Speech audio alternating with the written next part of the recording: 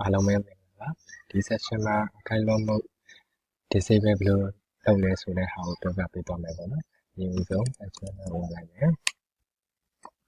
ရုံကိုရဲ့ database မှာရှိနေတဲ့ အခိုင်အလုံမှုခံအရေးပဲဖြစ်နေလား disable ဖြစ်နေလားဆိုတဲ့ဟာကိုကျွန်တော်အရင်ချက်တင်ပါတယ် Okay ဒါဆိုလို့ရှိရင်ကျွန်တော်ရဲ့ database server မှာတော့အခိုင်အလုံမှုခံအရေးပဲဖြစ်နေတယ်နော်အခိုင်အလုံမှုအရေးပဲအခိုင်အလုံမှုဟုတ်ကို disable လုပ်မှာဆိုလို့ရှိရင်ကိုယ့်ရဲ့ database server မှာ grandly restore ပိုင်နော် restore ပိုင်ရှိလားမရှိလားဆိုတော့ကျွန်တော်အရင်ချက်တင်ပါတယ်အကယ်၍ grandly restore ရှိနေရဆိုလို့ရှိရင်အခိုင်အလုံမှုကိုအဲဒီဘက်ကနေ disable ပြောင်းလို့ရမှာမဟုတ်ဘူးပေါ့နော်အဲ့တော့အရင်ဦးဆုံးကျွန်တော်ရဲ့ database server မှာ grandly restore ပိုင်ရှိလားဆိုတဲ့ဟာကျွန်တော်အရင်ချက်လိုက်မယ်ပေါ့နော်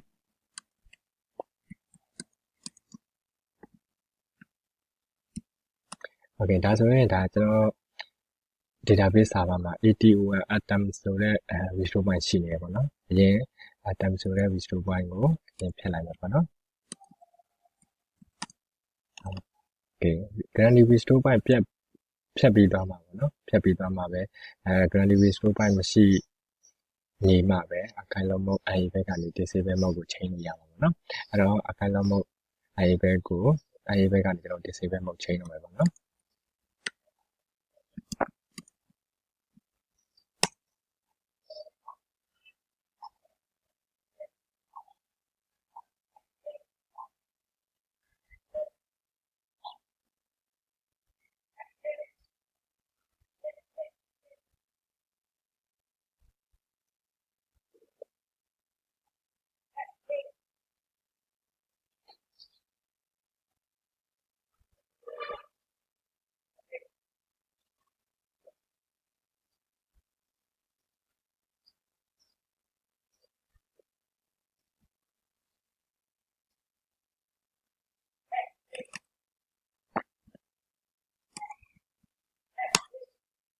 အခိုင်အလုံမှုကိုအဲဒီဘက်ပဲလုပ်လို့ disable ပဲလုပ်လို့ပေါ့နော်အခိုင်အလုံမှုကိုကျွန်တော်တို့ကဒါ database mount state မှာပဲအခိုင်အလုံမှု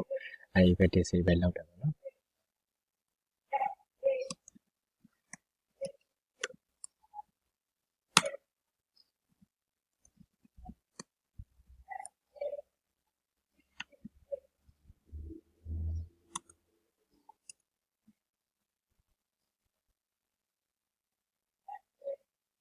Okay ဒီမှာဆိုရင်ဒါကျွန်တော်ရဲ့ database flashback on ထားတယ်ပေါ့နော်အဲ့တော့ database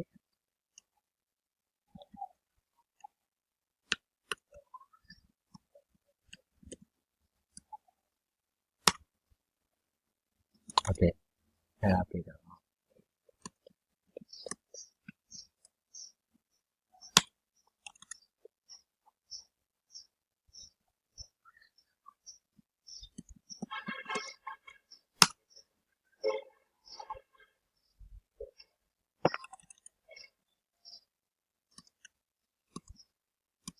Okay ဒါဆိုရင်ဒါကျွန်တော်ရဲ့ database မှာတော့